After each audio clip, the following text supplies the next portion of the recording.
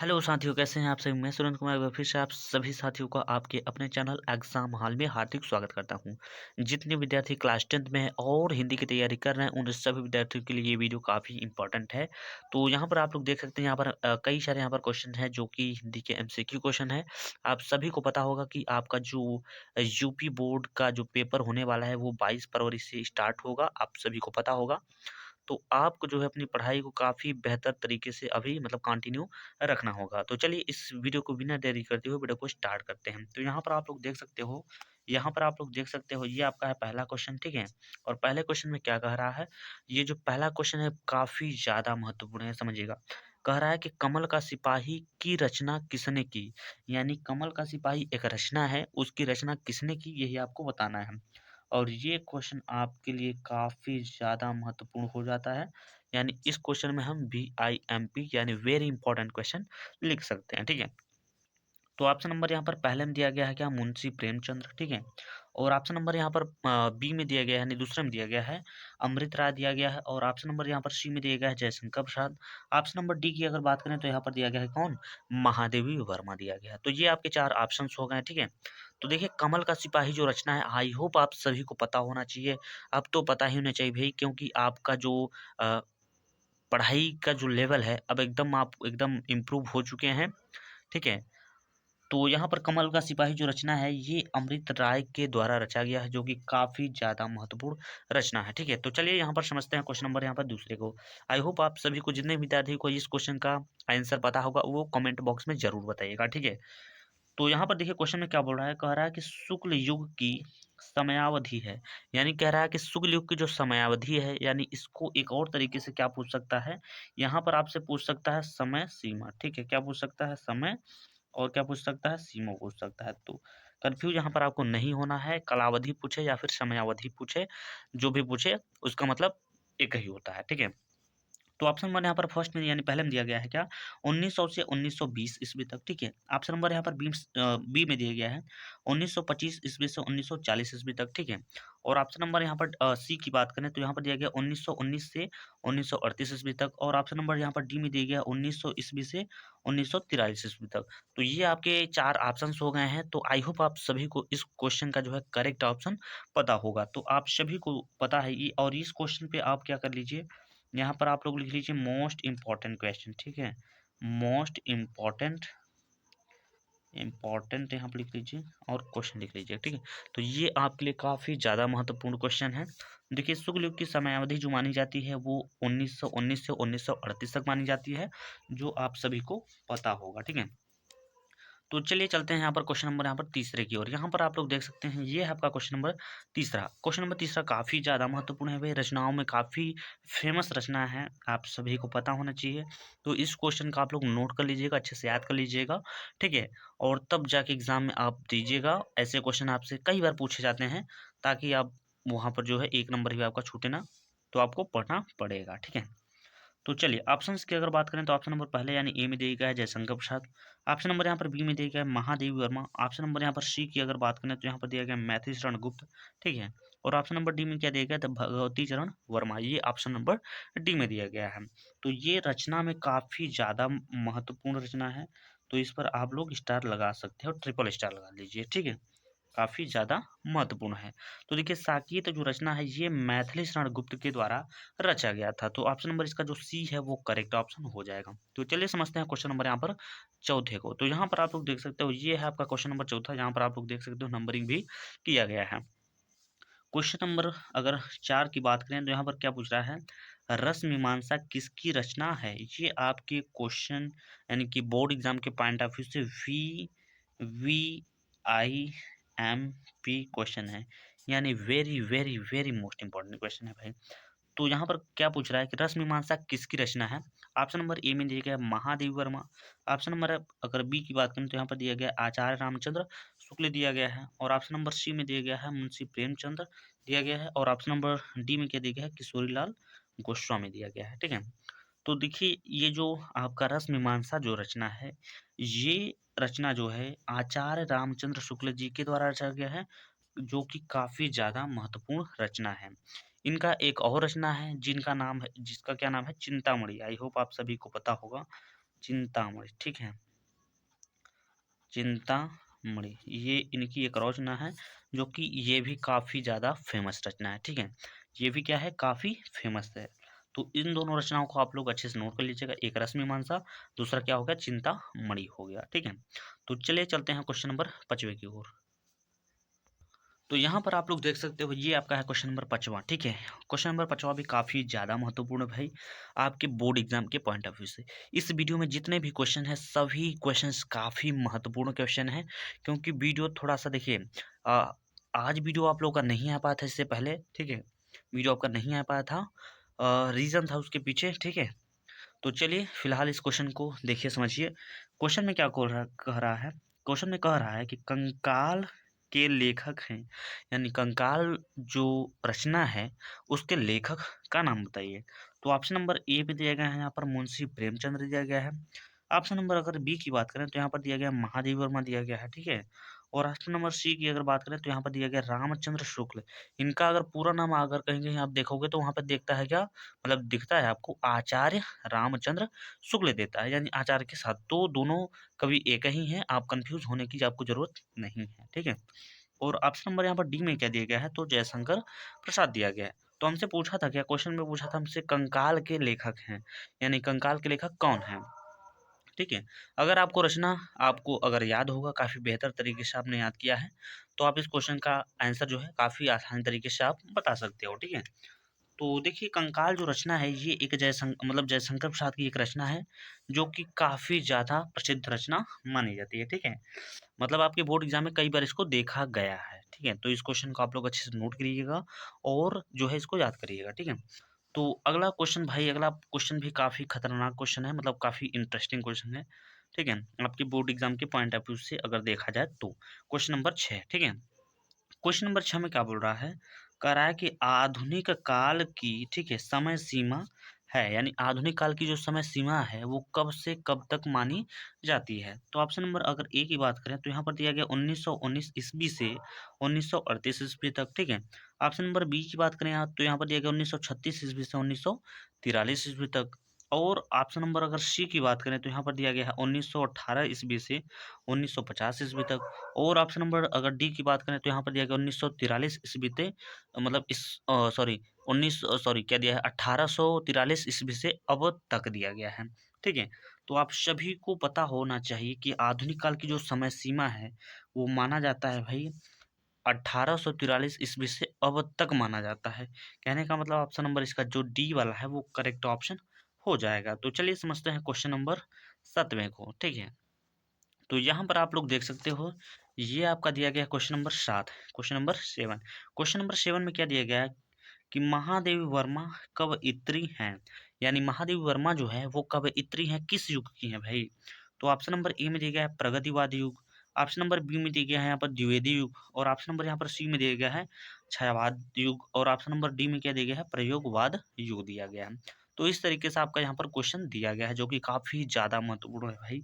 ये आपके board exam में अक्सर क्वेश्चन आ जाता है, जो कि बच्चों को यहाँ पर कन्फ्यूजन में डाल देता है, नहीं कर पाते वो लोग, ठीक है। तो देखिए महादेव वर्मा जो है, सबसे पहले महादेव वर्मा की अगर बात करें तो ये एक छायावादी युग के कवि हैं, ठीक है। कौन सी युग, छायावादी युग की। और छायावाद युग में कितने कवि हैं, 4 कवि हैं। पहले कवि कौन है, जयशंकर प्रसाद हैं, आप सभी को पता होना चाहिए, जयशंकर प्रसाद हैं। दूसरे नंबर पे कौन है भाई, महादेव वर्मा ही है, ठीक है। और एक आपके कौन है, मैथिली शरण गुप्त भी आते हैं, मैथिली शरण गुप्त भी आते हैं इन्हीं के अंतर्गत। और एक आते हैं सॉरी क्या बोलते हैं उनको, रामधारी सिंह दिनकर, ठीक है। ये 4 कवि हैं, रामधारी सिंह दिनकर, ये 4 कवि जो हैं छायावादी युग के कवि माने जाते हैं। तो यहाँ पर महादेव वर्मा भी इसी में है, तो छायावादी युग जो है इसका करेक्ट ऑप्शन हो जाएगा, ठीक है। तो चलिए समझते हैं क्वेश्चन नंबर यहाँ पर 8 को। तो यहाँ पर आप लोग देख सकते हो, ये आपका दिया गया क्वेश्चन नंबर 8, क्वेश्चन नंबर 8 काफ़ी ज़्यादा महत्वपूर्ण है मेरे भाई। यहाँ पर दिया गया है क्या, यहाँ पर कह रहा है कि आवारा मसीहा किसकी रचना है, यानी आवारा मसीहा जो रचना है उसके रचयिता का नाम बताइए, उसके रचनाकार का नाम बताइए, ठीक है। तो यहाँ पर ऑप्शन नंबर ए में दिया गया है आपका राम वृक्ष बेनीपुरी। ऑप्शन नंबर अगर बी की बात करें तो रांगे राघव दिया गया है। ऑप्शन नंबर अगर सी की बात करें तो यहाँ पर दिया गया है विष्णु प्रभाकर, और ऑप्शन नंबर डी की बात करें तो यहाँ पर दिया गया महादेवी वर्मा दिया गया है, ठीक है। तो ये देखिए आवारा मसीहा जो रचना है ये आप महत्वपूर्ण इसको मान सकते हो। महत्वपूर्ण क्या मोस्ट इम्पोर्टेंट क्वेश्चन आप लिख सकते हो, ठीक है। तो आवारा मसीहा जो रचना है ये विष्णु प्रभाकर जी के द्वारा रचा गया है, जो कि काफी ज्यादा महत्वपूर्ण रचना माना जाता है भाई, ठीक है। तो चलिए समझते हैं क्वेश्चन नंबर यहाँ पर 9 को या 9 को। क्वेश्चन नंबर 9 में क्या दिया गया है, कह रहा है कि दीपदान, ठीक है, दीपदान किसकी रचना है। ऑप्शन नंबर ए में दिया गया है राम कुमार वर्मा। ऑप्शन नंबर अगर बी की बात करें तो यहाँ पर दिया गया है Mahadev Verma. Option number C की बात करें तो यहाँ पर दिया गया मुक्ति बोध, और ऑप्शन नंबर डी में क्या दिया गया है जयशंकर प्रसाद दिया गया है, ठीक है। तो देखिए दान जो रचना है ये जयशंकर प्रसाद जी के ही द्वारा रचा गया है। तो ऑप्शन नंबर इसका जो डी वाला है वो करेक्ट ऑप्शन हो जाएगा, ठीक है। तो चलिए समझते हैं यहाँ पर क्वेश्चन नंबर 10 को। यहाँ पर आप लोग देख सकते हो ये है आपका क्वेश्चन नंबर 10वां, यहाँ पर देख सकते हैं नंबरिंग भी है, ठीक है। और क्वेश्चन नंबर 10 में आपसे पूछ क्या रहा है कि रामचंद्रिका रचना है। ये क्वेश्चन काफी फेमस है, पिछले साल ये आया था यानी कि 2023 में, ठीक है। तो यहाँ पर पूछा कि रामचंद्रिका रचना है यानी किसकी रचना है। ऑप्शन नंबर ए में दिया गया केशव दास। ऑप्शन नंबर बी में दिया गया यहाँ पर बिहारी लाल, और ऑप्शन नंबर अगर सी की बात करें यानी कि तीसरे में तो घनानंद दिया गया है, और ऑप्शन नंबर डी में क्या दिया गया है भूषण दिया गया है, ठीक है। तो रामचंद्रिका जो रचना है ये एक प्रसिद्ध रचना है जो कि केशव दास के द्वारा रचा गया है, ठीक है। तो चलिए चलते हैं क्वेश्चन नंबर यहाँ पर 11 की ओर। यहाँ पर आप लोग देख सकते हो ये दिया गया है आपका क्वेश्चन नंबर 11, ठीक है। तो यहाँ पर आप लोग देख सकते हैं ये आपका क्वेश्चन है भाई 11, और क्वेश्चन नंबर 11 में क्या बोल रहा है कि कामायनी किस विधा की रचना है, यानी कि कामायनी जो है किस विधा की रचना है ये आपसे यहाँ पर पूछना चाहता है। तो ऑप्शन नंबर ए में दिया गया यहाँ पर उपन्यास। ऑप्शन नंबर बी में दिया गया है नाटक, और ऑप्शन नंबर अगर सी की बात करें तो यहाँ पर दिया गया महाकाव्य। ऑप्शन नंबर डी में क्या दिया गया तो संस्मरण दिया गया है, ठीक है। तो ये देखिए कामायनी जो रचना है ये जयशंकर प्रसाद का एक प्रसिद्ध रचना है, ठीक है। जयशंकर प्रसाद जयशंकर प्रसाद का एक प्रसिद्ध रचना है, लेकिन हमसे यहाँ पर लेखक का नाम नहीं विधा पूछा है। तो ये एक महाकाव्य विधा की रचना है जो कि काफी ज्यादा महत्वपूर्ण है, ठीक है। तो चलिए समझते हैं क्वेश्चन नंबर यहाँ पर 12 को। तो चलिए यहाँ पर आप लोग देख सकते हो ये आपका दिया गया क्वेश्चन नंबर 12, और क्वेश्चन नंबर 12 में अगर बात करें तो यहाँ पर आपसे पूछ रहा है, क्या पूछ रहा है, तो पूछ रहा है कि तालाब शब्द का तत्सम है, यानी आपसे यहाँ पर क्या पूछ रहा है तत्सम पूछ रहा है।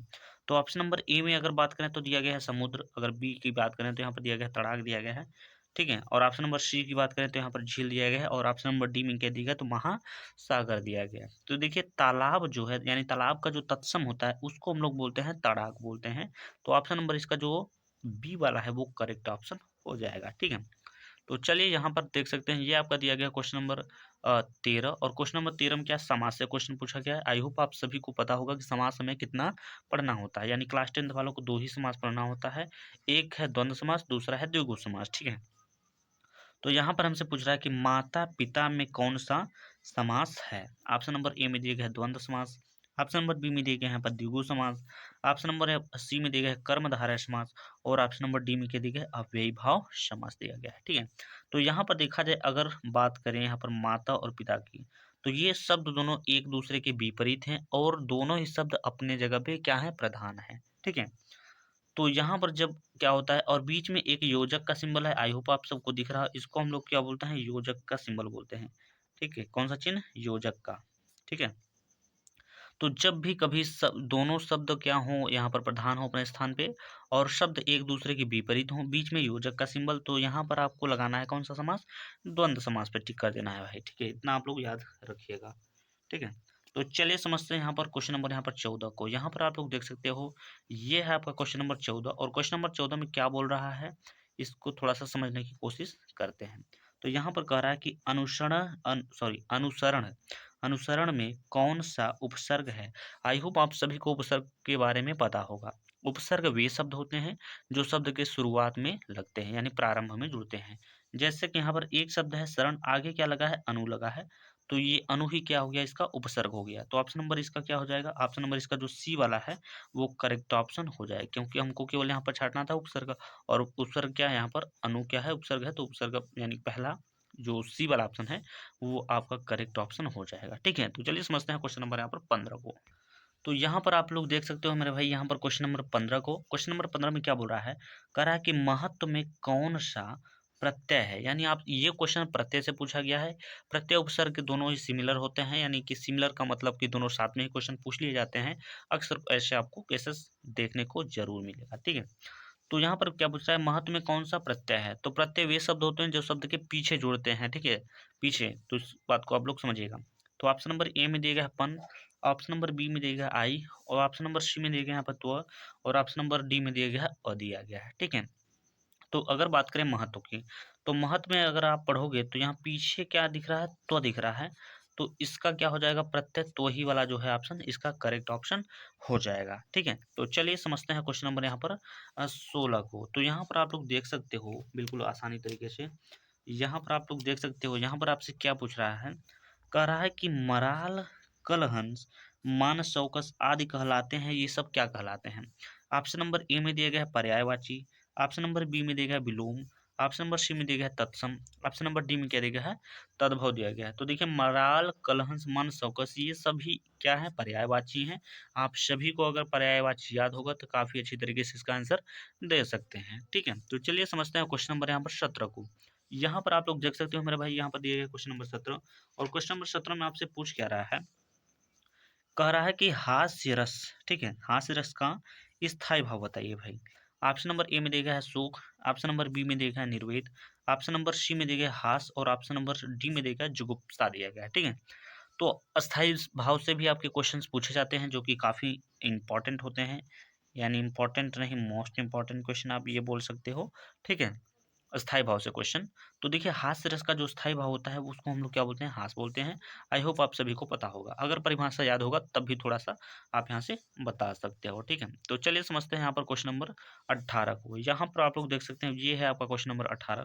क्वेश्चन नंबर 18 में क्या बोल रहा है, कह रहा है सोरठा के प्रथम एवं तृतीय चरण में कितनी मात्राएं होती हैं, ये आपका क्वेश्चन है। यानी कह रहा है कि सोरठा में जो है प्रथम एवं तृतीय चरण में कितनी मात्राएं होती हैं। ऑप्शन नंबर ए में दिया गया 11 11, ऑप्शन नंबर बी में दिया गया 13 13, ऑप्शन नंबर सी में दिया गया यहाँ पर 16 16, और ऑप्शन नंबर डी में क्या दिया गया है 24 24 दिया गया है, ठीक है। तो आई होप आप सभी को पता होगा कि सोरठा के प्रथम एवं तृतीय चरण में कितने कितनी मात्राएं होती हैं। तो इसके प्रथम एवं तृतीय चरण में कितनी 11 11 मात्राएं होती हैं, द्वितीय एवं चतुर्थ में कितना 13 13 होती हैं। तो इस बात को आप लोग अच्छे से समझिएगा। तो यहाँ पर आप लोग देख सकते हैं क्वेश्चन नंबर यहाँ पर 19 को। क्वेश्चन नंबर 19 में आपसे पूछ क्या रहा है, कह रहा है कि नेत्र मानो कमल है में कौन सा अलंकार है। ऑप्शन नंबर ए में दिया गया है उपमालंकार, ऑप्शन नंबर बी में दिया गया है यहाँ पर रूपक अलंकार, ऑप्शन नंबर सी में दिया गया है वृक्षालंकार, और ऑप्शन नंबर डी में क्या दिया गया है श्लेष अलंकार, ये आपका दिया गया है, ठीक है। तो ठीक है, यहाँ पर आपसे पूछा क्या है, नेत्र मानो कमल है, तो नेत्र, ठीक, तो यहाँ पर पूछा है नेत्र मानो कमल है, जहाँ कभी भी आपको दिखे जनु जानो मनहु मानो, तो वहां पर हो जाएगा आपका उत्प्रेक्षा अलंकार, यानी कि क्वेश्चन नंबर 19 का जो करेक्ट ऑप्शन हो जाएगा वो हो जाएगा ऑप्शन नंबर सी हो जाएगा। तो इस वीडियो का मतलब कि एमसीक्यू का लास्ट क्वेश्चन यहाँ पर देख सकते हो, ठीक है। उसके बाद थोड़ा सा आपको ये सब एमसीक्यू के अलावा भी 50 नंबर आपका आएगा वहां पर। तो एमसीक्यू में लास्ट वाला जो क्वेश्चन है, कह रहा है कि चार राहों का समूह का समास बनेगा। ऑप्शन नंबर ए में दिया गया है चार मार्ग, ऑप्शन नंबर बी में दिया गया है चौराहा, ऑप्शन नंबर सी में दिया गया है चार राह, ऑप्शन नंबर डी में दिया गया है कोई नहीं, ठीक है। तो चौराहा यानी चार राहों का जो समूह होता है वो समास बनेगा चौराहा बन जाएगा, जो कि कौन सा समास है, इसमें अगर समास की बात करेंगे तो इसमें द्विगु समास है, ठीक है। कौन सा समास, द्विगु समास, द्विगु समास। तो ये रहे आपके 20 एमसीक्यू क्वेश्चन। आई होप आप सभी को ये 20 क्वेश्चन काफी अच्छे लगे होंगे, और इस क्वेश्चन से आपकी बोर्ड एग्जाम में काफी क्वेश्चन फंस सकते हैं, ठीक है। तो चलिए अब हम लोग थोड़ा सा समझ लेते हैं गद्यांश पद्यांश इन सब के बारे में, ठीक है। तो यहाँ पर आप लोग देख सकते हो, यहाँ पर लिखा है महत्वपूर्ण गद्यांश, यानी गद्यांश में आपको पढ़ना क्या क्या है। आई होप आप सभी को पता होगा कि गद्यांश भी आपके बोर्ड एग्जाम में आता है, लेकिन हमें ये नहीं पता होता कि हम गद्यांश में पढ़े क्या। तो सबसे पहला जो आपका गद्यांश है जो कि काफी ज्यादा महत्वपूर्ण है, गद्यांश में है, हम लोग ऐसे समय में डॉट डॉट डॉट हमारे लिए कोई सहारा रहता है, ठीक है। ये इसका आपका ये पहला गद्यांश हो गया। दूसरा गद्यांश की अगर बात करें हम, तो दूसरा गद्यांश दिया गया, कह रहा कि हे भगवान डॉट डॉट डॉट अंधा बना रही है, ये दूसरा गद्यांश है। तीसरा गद्यांश है आपका विश्वास पात्र मित्र, ठीक है, डॉट डॉट डॉट प्रत्येक पुरुष को करना चाहिए। ये सभी गद्यांश जो है आपके लिए बहुत ही ज्यादा इम्पोर्टेंट है, इम्पोर्टेंट नहीं मोस्ट इम्पोर्टेंट है भाई, ठीक है। क्या है मोस्ट इम्पॉर्टेंट क्वेश्चन, मतलब गद्यांश है, मोस्ट इम्पॉर्टेंट है। तो ये तो रहा गद्यांश। आई होप आप सभी को पता हो कि गद्यांश कितने नंबर का आता है। गद्यांश 6 नंबर का आता है। इसमें एक गद्यांश दिया जाता है, आई होप सबको पता होगा, और उसमें 3 क्वेश्चन पूछे जाते हैं। पहले क्वेश्चन में आपसे पूछेगा संदर्भ, दूसरे क्वेश्चन में आपसे पूछेगा व्याख्या पूछेगा, ठीक है, क्या पूछेगा, व्याख्या, तो उसका व्याख्या करना पड़ता है।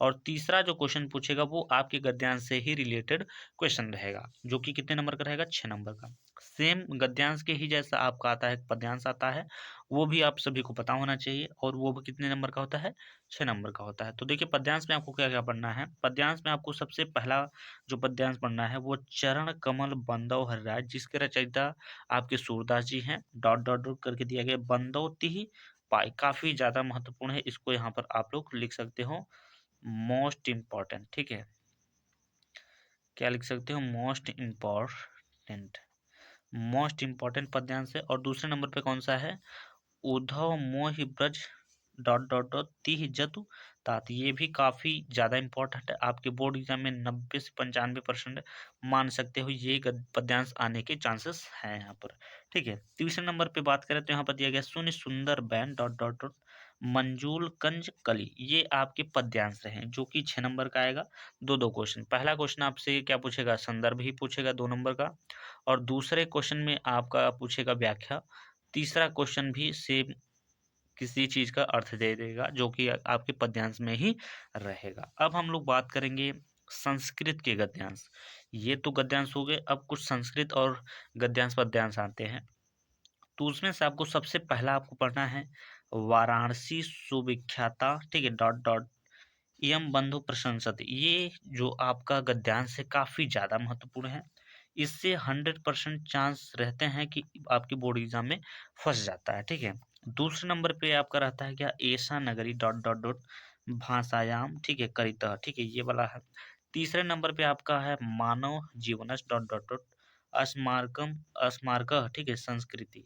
ये है 3 जो कि काफी ज्यादा महत्वपूर्ण के हैं, और ये आपके बोर्ड एग्जाम में कितने नंबर के आते हैं, तो ये 5 नंबर का आएगा भाई। आई होप आप सबको पता होना चाहिए, ठीक है।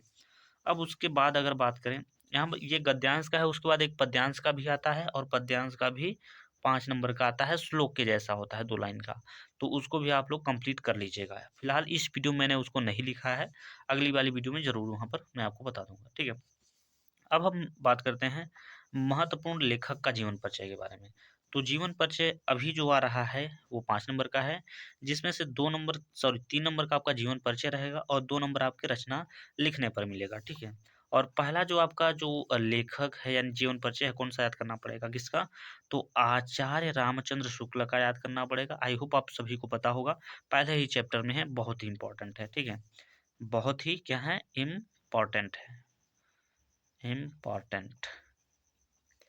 और दूसरे नंबर पे आपके हैं जयशंकर प्रसाद, ये भी काफी खतरनाक जीवन परिचय है, मतलब जीवन परिचय है, ये दोनों आप जीवन परिचय कंप्लीट कर लीजिएगा एग्जाम से पहले। अब हम लोग बात करते हैं कवि का जीवन परिचय। यहाँ पर लिखा है महत्वपूर्ण कवि का जीवन परिचय, ये भी आपका 5 नंबर का रहेगा, सेम दोनों सेम ही रहते हैं।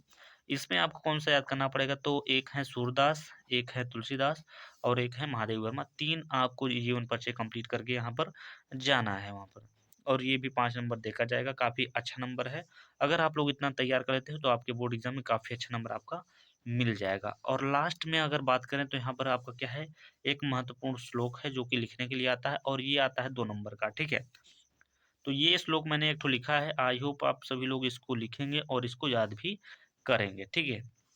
श्लोक हमेशा एक्स्ट्रा में याद करिएगा, क्योंकि श्लोक जो है आपके एग्जाम में भी आएगा, तो ऐसा ना हो कि आप याद भी यही किए हो और ये एग्जाम में आ गया तो आपका वहां पर थोड़ा गड़बड़ हो सकता है। क्योंकि एग्जाम में आपको एक लिखने के लिए आता है जिस जो कहता है कि इस पेपर में पत्र, मतलब इस पत्र पेपर में ना आया हो वही वाला आप जो है श्लोक लिखो, ठीक है। तो एक दो ठो एक्स्ट्रा में आप लोग पढ़ लीजिएगा। उसके अलावा आपको पढ़ना पड़ेगा पर्यावरण प्रदूषण पर एक निबंध लिखना होगा, ठीक है, पर्यावरण पर, ठीक है। तो पर्यावरण पर एक आप लोग क्या करेंगे, निबंध लिखेंगे। और निबंध क्या होता है, निबंध भी काफी अच्छे नंबर में आपको यहाँ पर देखने को मिलता है। तो इतना अगर आप लोग कंप्लीट कर लेते हो तो आपका हिंदी में जो नंबर की अगर बात करें तो 95 प्लस ही नंबर रहेगा। बेहतर अगर आपकी राइटिंग है तो फिर बेहतर आप लोग कर पाएंगे, यहाँ पर इतना आप लोग आपके हिंदी में जो है आपका नंबर जो है मिल पाएगा। तो इस वीडियो हमने जो है आपको काफ़ी चीज़ें बताने की यहाँ पर कोशिश किया है। तो इस वीडियो में बस इतना ही, मिलते हैं नेक्स्ट वीडियो में, तब तक के लिए जय हिंद, जय भारत।